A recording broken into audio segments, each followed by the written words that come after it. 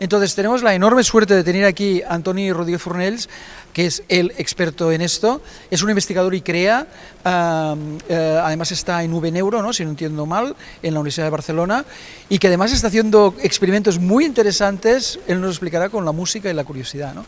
Entonces, cuando quieras, te poso la presentación.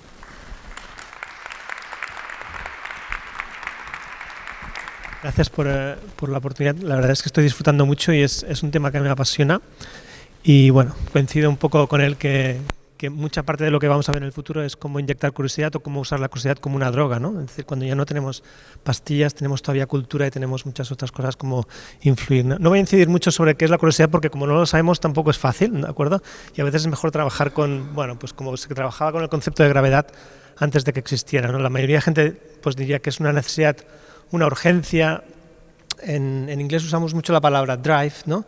Una urgencia que tienes para aprender, para buscar conocimiento y que a veces incluso pues de alguna forma pues es sin, básicamente lo que decimos es que no lleva una recompensa extrínseca clara, ¿no? No lo haces por dinero, no lo haces por algo que va a ser muy placentero, sino que lo haces por su propio placer, ¿no? Y eso es un poco de lo que vamos a intentar entender un poco cómo está funcionando la curiosidad, ¿no?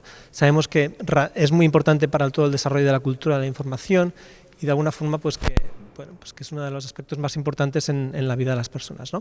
¿Qué ha pasado con la curiosidad en psicología? Porque es muy interesante de conocer, ¿no?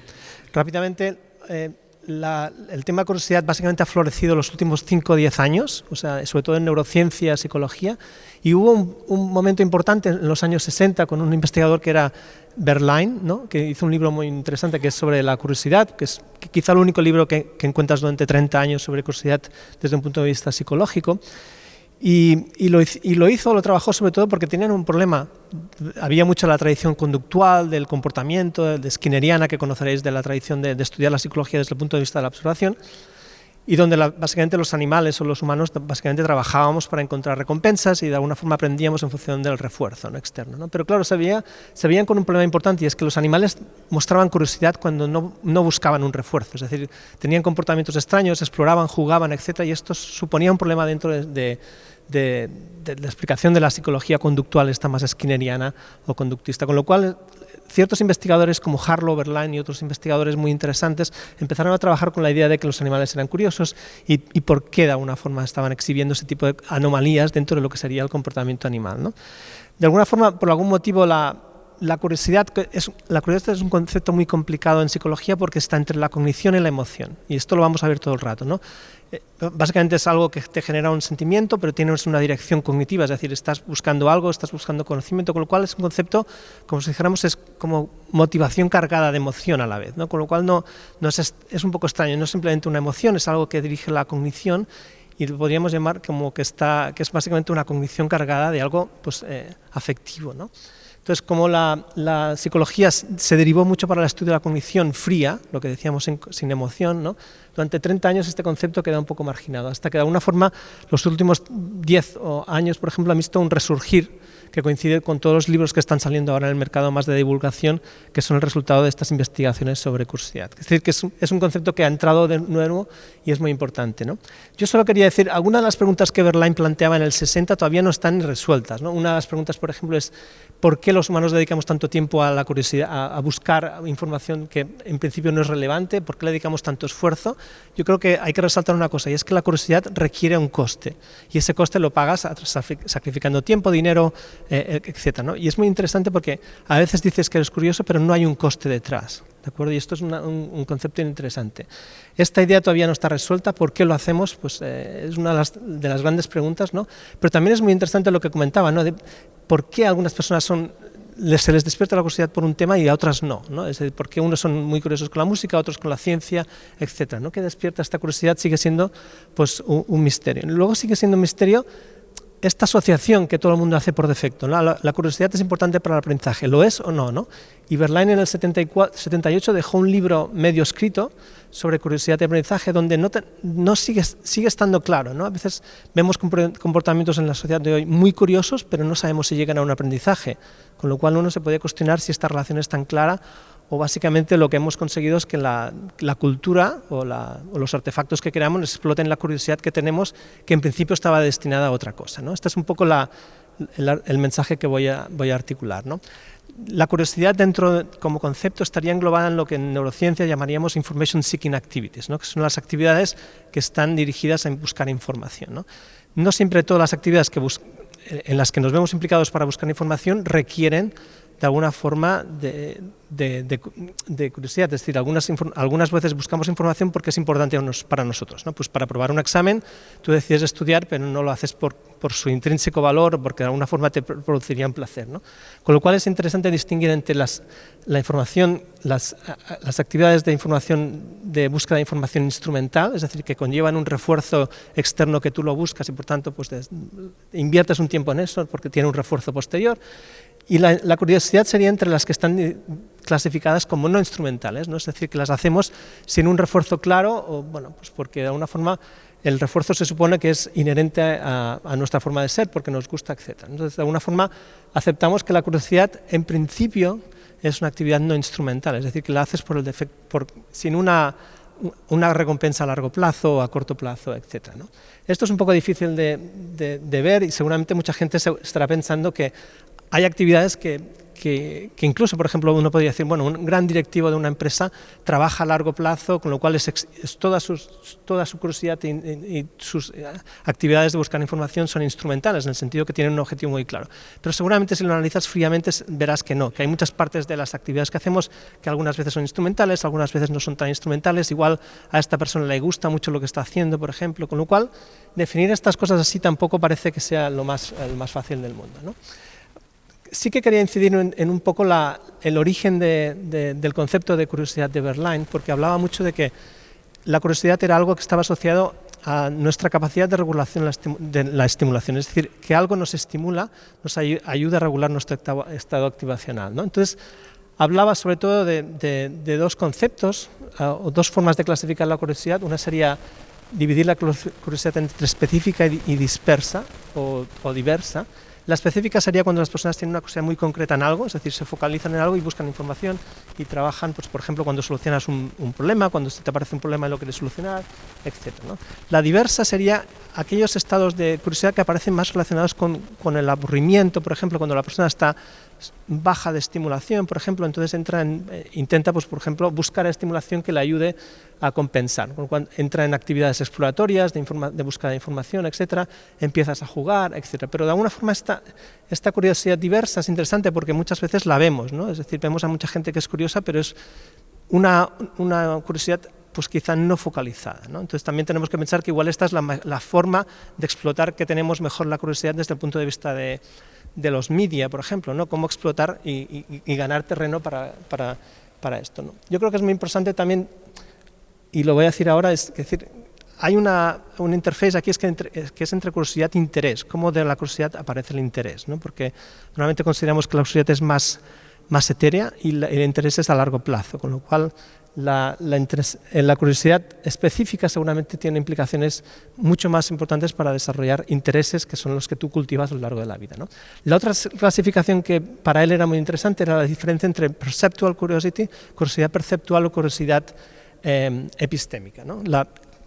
Básicamente la perceptual sería cuando estás muy interesado en aspectos de los estímulos, cambios visuales, cambios sensoriales, etc., mientras la epistémica sería una curiosidad más centrada en el conocimiento, la adquisición de conocimiento, aprendizajes y sobre todo solucionar problemas que se te presentan, ¿no? Estas son las distinciones que él tenía. Y hay una ley muy clásica relacionada con el nivel de curiosidad que te pueden provocar las cosas, y es que normalmente siguen esta forma de U invertida, ¿no? Estos son, por ejemplo, cuando las cosas son muy complejas, por ejemplo, no despiertan curiosidad, y tampoco las cosas que son poco complejas o muy simples. Son niveles de curiosidad de complejidad medios, niveles básicamente más medios, o son los que realmente estimulan la curiosidad. Es decir, son aquellos casos, por ejemplo, de extremos o de curiosidad de complejidad muy extrema, pues de alguna forma no los producirían, ¿no? Otro aspecto muy interesante de la curiosidad es la distinción el tiempo que dura la curiosidad, ¿no? La duración de esta. Entonces, en este artículo, por ejemplo, se menciona esta cita de Burke, que es muy interesante. Decía: la curiosidad es el más superficial de todos los afectos. cambia su objeto constantemente, tiene un apetito que es muy agudo, pero muy fácil de satisfacer y siempre tiene apariencia de vértigo, inquietud y ansiedad, ¿no? Aquí hay dos rasgos importantes. Uno, que se considera que algunos autores consideran que la curiosidad es muy transitoria, que dura poco, que es efímera, ¿no? Y que cambia constantemente de foco, y esto puede ser de alguna forma un problema para desarrollar intereses o a largo plazo, etc., ¿no? Y otro aspecto muy interesante es la intensidad, ¿no? Que se vive como algo muy intenso, con una cierta urgencia, a veces con una cierta aversión, una especie de no placer o displacer, es una especie de ansiedad que también es importante de considerar, ¿no?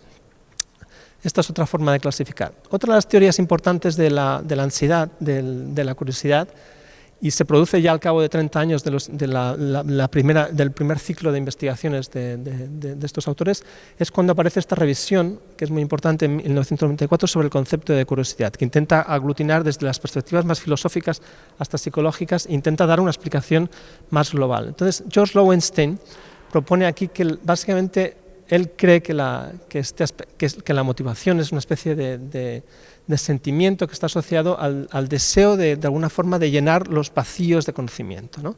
Entonces, lo más importante es decir es que estos vacíos de conocimiento que tú detectas, cuando detectas que algo no lo sabes, cuando hay un problema, de alguna forma se produce esta especie de curiosidad y esta especie de intensidad, ¿no? Y de alguna forma intentas llenarlo buscando o explorando, etcétera, para intentar de alguna forma cerrar este information gap, ¿no? Cuando hay una especie de vacío, si lo llamamos, o espacio de conocimiento que no encuentras.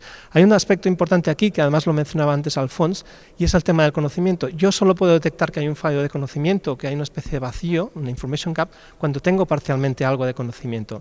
Es decir, no puedo entender ciertas formas, no se me generan estas preguntas cuando de alguna forma no hay conocimiento, con lo cual el pre-knowledge o el conocimiento previo que tienes antes es necesario para intentar detectar estos vacíos de información. Pero luego hay otro aspecto muy interesante que en psicología le llamamos las habilidades metacognitivas, que son las capacidades de interrogarte, ¿no? Es decir, si hay este vacío de conocimiento, ¿cómo genero yo esta pregunta? ¿Cómo me interrogo, ¿no? ¿Cómo detecto que hay ese fallo, ¿no? Todos estos aspectos son muy interesantes porque son los que te permiten, pues como decía antes Alphonse, generar estas preguntas a partir de detectar. Si no puedo detectar dónde está el fallo, si no veo la incongruencia, si no veo la falta, el vacío, pues es muy difícil que yo pueda generar estas preguntas, ¿no?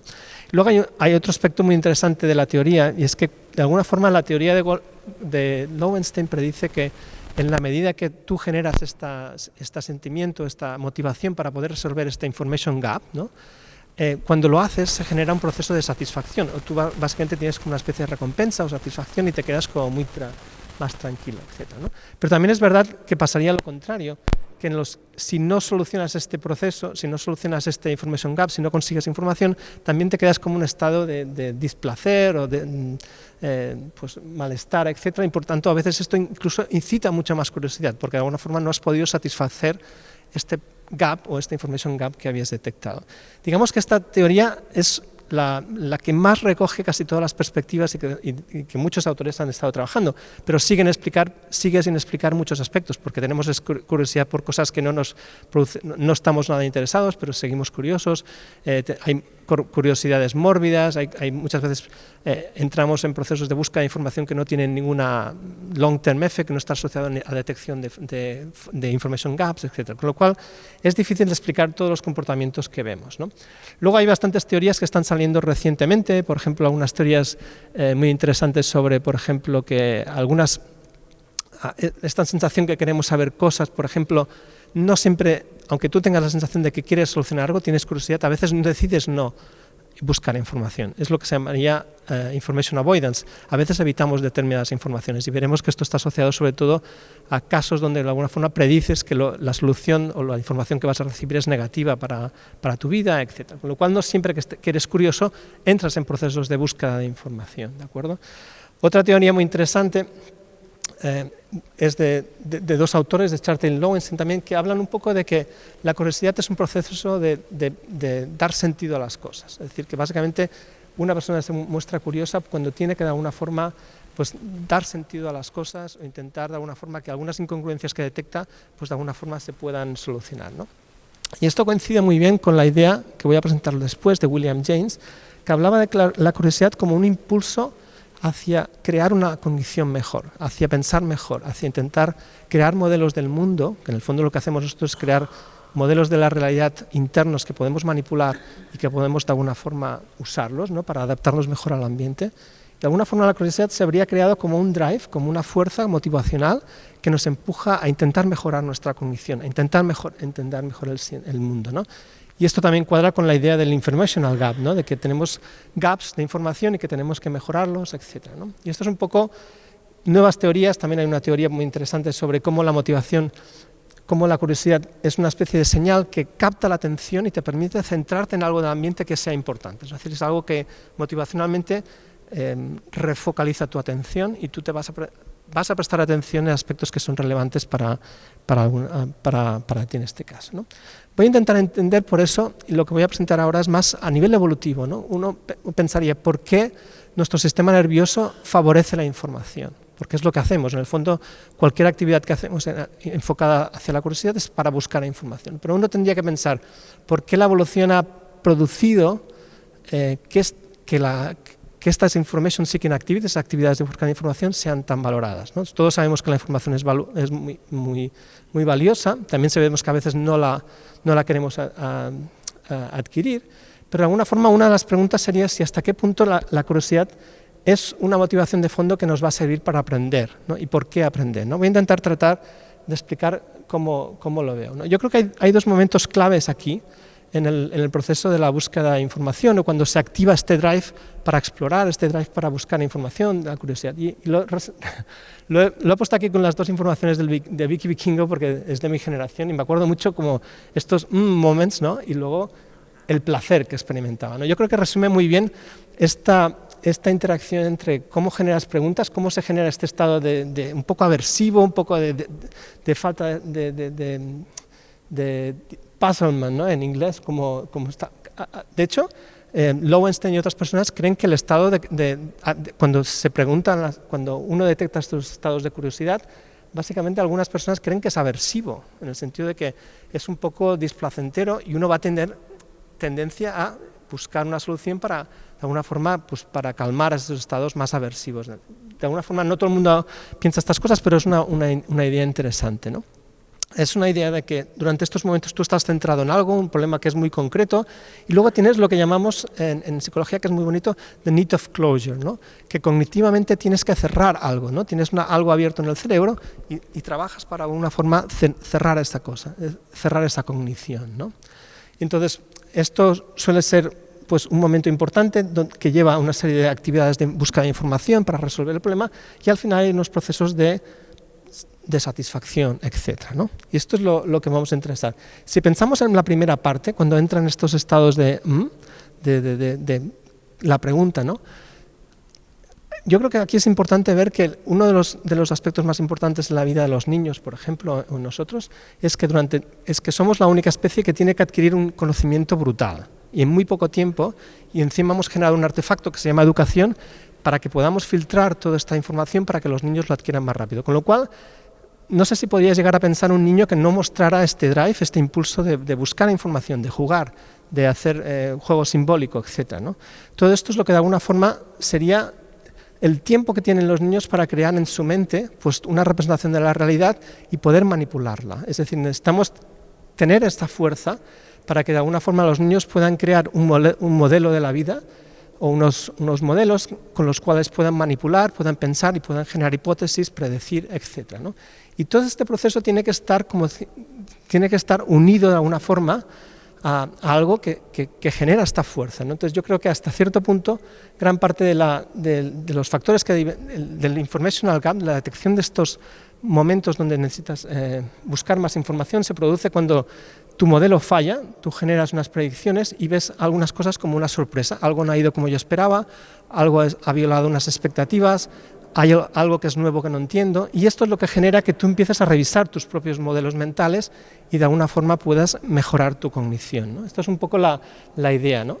Esta fase de alguna forma sería una fase donde estamos generando pues, toda una especie de fuerza motivacional para de alguna forma mejorar nuestra cognición.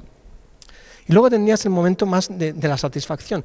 ¿Por qué a nivel evolutivo la satisfacción de la curiosidad produce placer, ¿no? Entonces aquí entramos en uno de los aspectos más curiosos, y es que en parte el placer es uno de los aspectos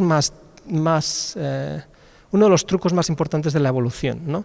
Ligar a algo que sea importante a nivel evolutivo, pues una propiedad nueva, una función cognitiva, etcétera, lo que sea, al placer, es asegurarse que se va a mantener y se va a reforzar. Con lo cual, si pensamos en la importancia de la información para que de alguna forma tú crees modelos mentales mejores que te ayuden a entender mejor el mundo y poder, pues, adaptarte mejor, sobre todo en un momento donde hay escasez de recursos, lo que sea, si lo ligas a aspectos placenteros, de alguna forma te estás asegurando que la persona, pues, los va a mantener y va seguramente a reproducir estas funciones más adaptativas, ¿no? Esto es un truco fácil. Por ejemplo, en la reproducción y el orgasmo es parecido.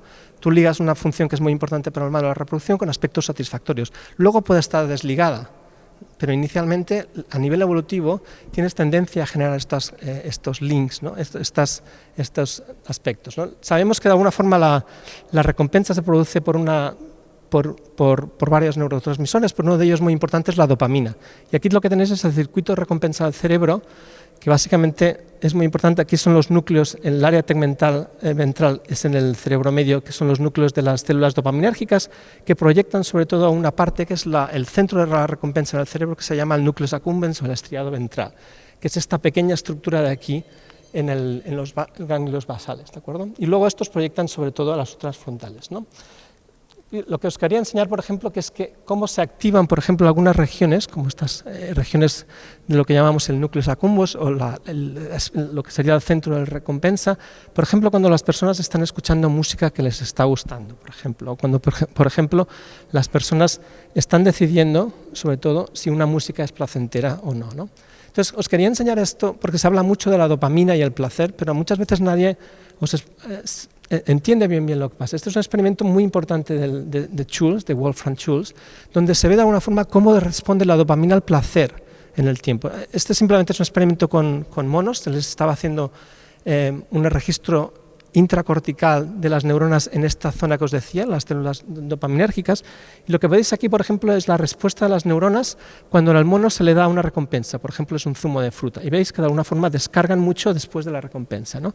Pero imagináis que ahora lo condicionamos a que una especie de luz o algo prediga lo que sería la recompensa. Lo que pasa aquí con el tiempo, cuando el animal aprende, es que la dopamina ya no responde ante el placer, sino que responde ante la predicción.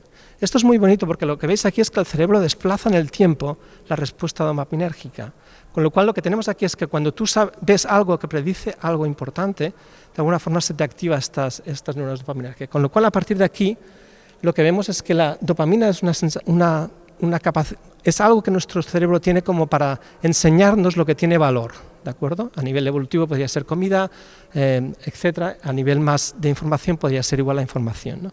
Y lo que pasa es que cuando el animal espera algo y no se va a producir, aquí no le damos el reward, entra lo que llama la fase de sorpresa, ¿no? Encuentras diciendo, yo estoy esperando algo y no recibo, con lo cual la señal de dopamina aquí no es que haya subido, sino que desaparece, es como un deep down, ¿no? Con lo cual esto es una señal de error, es una señal de sorpresa.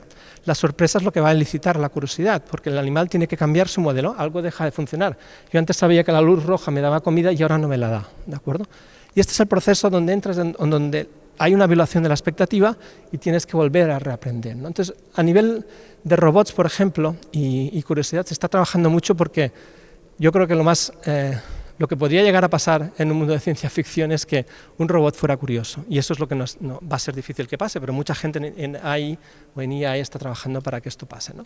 Entonces, Sutton y Barton, que son los padres de la inteligencia artificial, hablan de que una estrategia muy buena es que a nivel evolutivo la curiosidad, por ejemplo, las estrategias de curiosidad se hayan ligados a procesos de recompensa internos. Es decir, que nosotros, por el hecho de que valoramos algo, disparamos refuerzo interno cuando de alguna forma solucionamos algún problema o algunos aspectos interesantes, ¿no?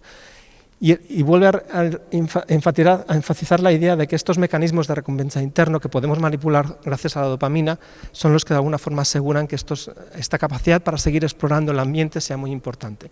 Y eso es lo que no hace un robot, no tiene capacidad para detectar qué es lo importante para explorar o decidir a qué tiene que atender, ¿no?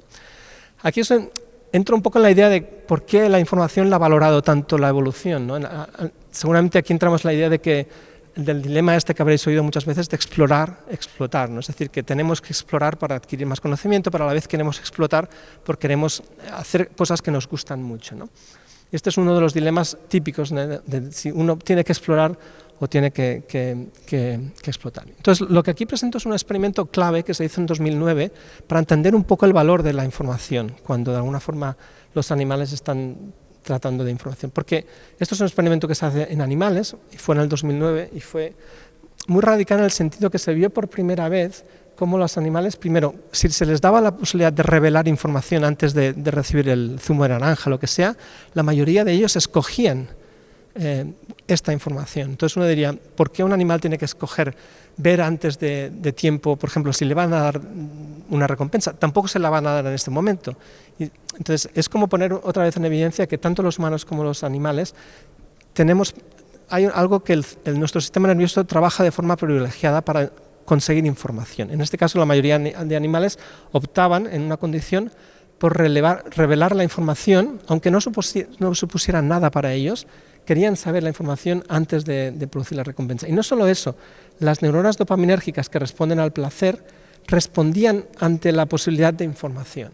Es decir, cuando yo sé que voy a recibir algo de información y esta información es certera, esta señal dopaminérgica se me activa ante la información. Es como decir, el valor de la información es algo que es una recompensa para la persona, ¿no? Es como si nuestro cerebro haya aprendido a tratar la información como algo que es muy recompensante para nosotros. Con lo cual, hay que imaginar que cualquier tipo de estrategia a nivel social que nos diga esta información puede ser útil, esta información puede ser interesante, etcétera, básicamente está anticipando placer y estamos reaccionando a nivel dopaminérgico ante este tipo de información, ¿no? Entonces este es un experimento clave donde se ve esto, ¿no?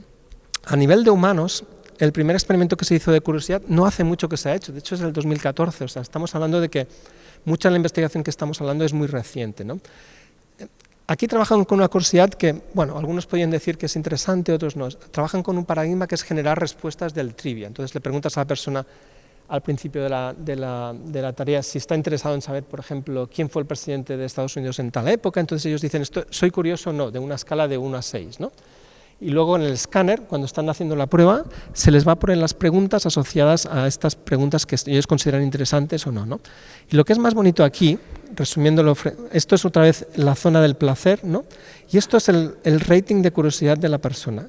Cuando menos curiosa es la pregunta y cuando más curiosa es la pregunta. Y lo que veis es que la persona no activa la dopamina o los centros de placer en el momento de que le damos la respuesta, que fue más tarde, sino que activa la respuesta dopaminérgica en el momento en que se le presenta la pregunta. Es decir, está anticipando, en función de su curiosidad, si es importante o no, o si tiene un valor, ¿no? Con lo cual la respuesta dopaminérgica se produce antes incluso de que le proporcionemos la respuesta. Y lo más interesante es como que estas señales que son de más curiosidad luego se recuerdan mejor. Es decir, las personas que tienen más curiosidad hacia determinadas preguntas luego las recuerdan mejor. El mensaje que quiero dar es que es como si de alguna forma el valor de esa pregunta, la curiosidad que tú tienes, es como si abriera las puertas para que tú la recuerdes mejor a través de la señal dopaminérgica. Y esto está muy estudiado en el sentido de que la dopamina interactúa con el sistema de memoria, que es el hipocampo, y facilita que tú puedas codificar información en estados de alta curiosidad, ¿no? Si esto lo traspasáramos ahora a una escuela, por ejemplo, pensaríamos, si yo consigo aumentar la curiosidad de las personas, ¿no?